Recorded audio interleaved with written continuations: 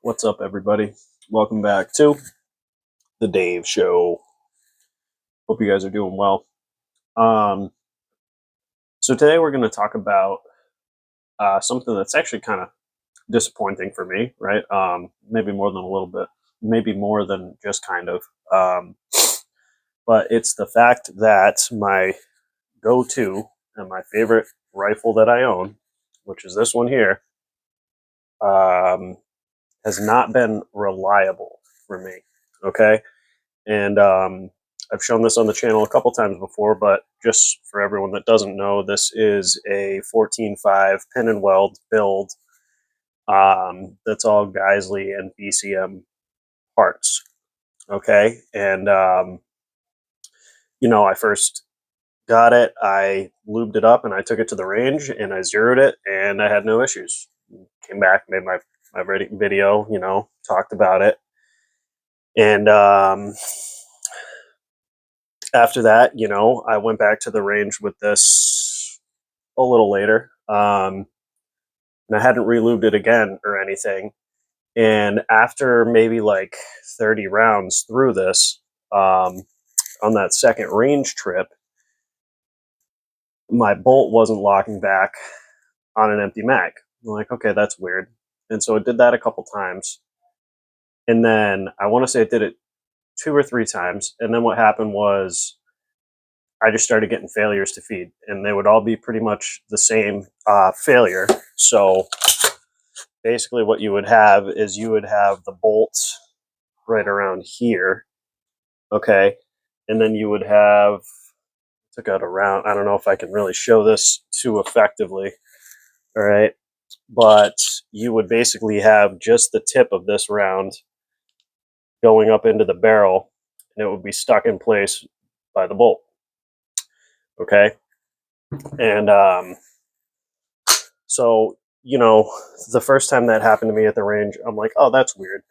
But I had some lube in my range bag, so I just threw some lube on this thing, and I started shooting again, no issues at all.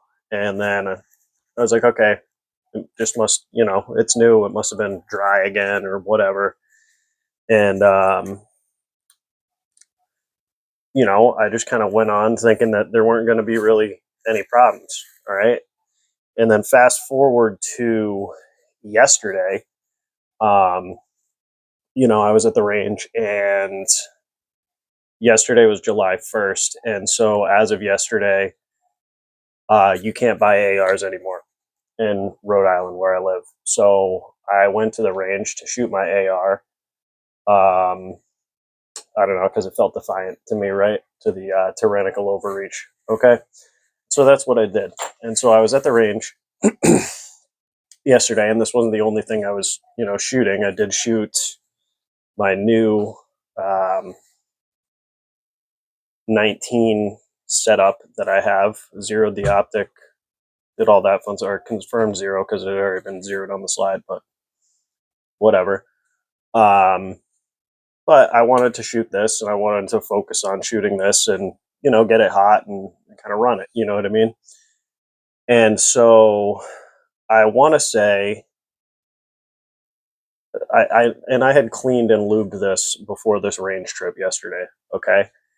And so I had gotten up to, I put 80 rounds through this. Okay. So it was hot, smoking a little bit, getting to the point where I might have to put a glove on, that kind of thing. And then next thing you know, boom, last round, no bolt lock back. I'm like, oh fuck, are you like, are you kidding me, right? And so, sure enough, on the next mag, about halfway through, so about 5 rounds in on this 10-round mag, boom, failure to feed. Okay, you know what I mean? So again, I had lube with me. I threw some lube on it, and then no problems again. But I mean, I don't have a ton of AR experience. Okay. This is my first like nice quality AR that I didn't even build myself. I had someone build for me because I wanted it to be reliable. I didn't want my first AR build to like screw something up and Like, I really want this to be my primary go-to gun that is reliable and durable and lasts for a very long time. Okay. Um, but in the first like under 200 rounds, I've been having this issue with as soon as it's not like wet, I start to run into the issue where the bolt won't lock back and I get these failure to feeds. So I was the only one at the range yesterday. Um, and I was talking to the RSO, and he was telling me that he thinks I should step up to an H2 buffer. Right. So in this is just so you guys know, I guess I'll explain it a little bit. It's a Geisley barrel with a BCM gas block, non-adjustable, none of that. So it's just a regular BCM gas block. Um, a Geisley barrel, I believe they're both 0.75 diameter. BCM bolt carrier group, and then for a buffer, I have a Geisley. I believe it's the Super 42 H1 buffer and spring in this. All right. And so the guy at the range, he asked what I had in it for a buffer. I told him, and he told me that he thinks that I should step up to an H2 buffer in this because he thinks that's what most Geisleys run is an H2 buffer standard. And also that, and I don't know, this is where I'm a little confused, and I'm hoping you guys that have a lot more experience, like especially building ARs and troubleshooting them, like and stuff like that, can let me know. But to me, I know that a heavier buffer is going to slow my bolt carrier group down when it reciprocates.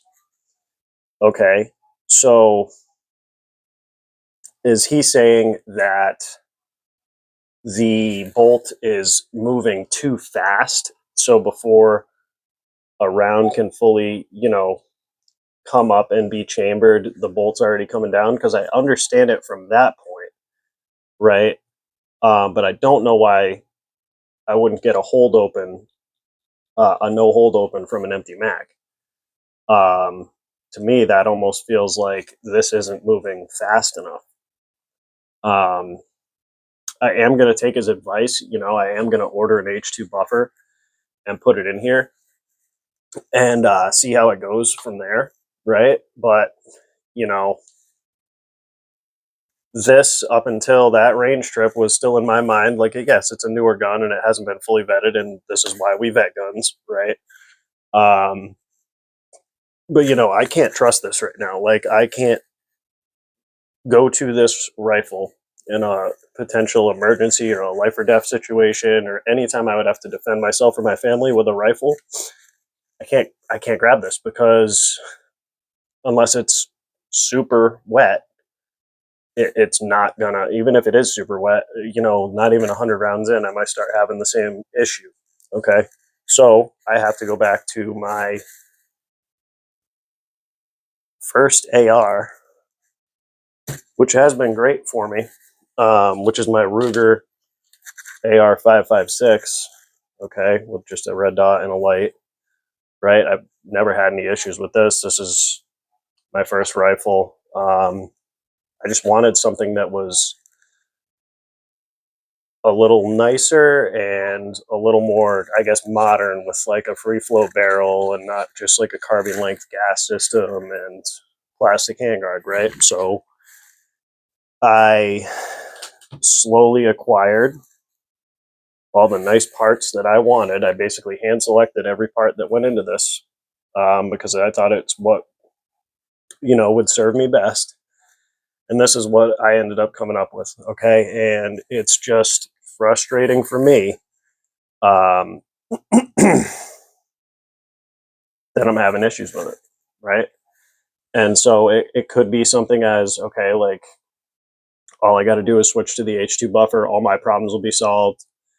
But the other issue I'm going to have now is even if I switch the buffer weights, like how many rounds am I going to have to put through it before I trust it again and it moves back into that number one spot, right? Where if I ever did need a rifle, that's the one I'm grabbing because I trust it again. Because right now, I don't trust it. And even after I first swapped that buffer weight, and even if it seems to be okay, I don't know, like, whatever the round count would have to be, or I don't know what in my mind needs to get changed to trust it again. So I'd love some feedback from you guys. Let me know if you think the buffer is the issue or if you think I have another problem. I know there could be a couple from what I've looked into. But I just kind of wanted to get on here quick, tell you guys about it. It's something I just was dealing with yesterday. And, I know I've talked about this rifle on the channel a few times.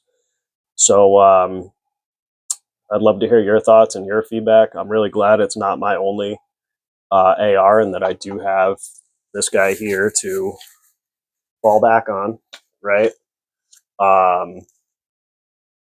That's something I know and trust, okay? I haven't even had this other rifle for that long. And I've had this other one for years. But yeah, kind of sucks, So that's it, guys. I'll see you in the next one. If I don't put out any more videos between now and then, relatively solid likelihood I won't. Wish you guys a happy 4th. I'll see you when I see you.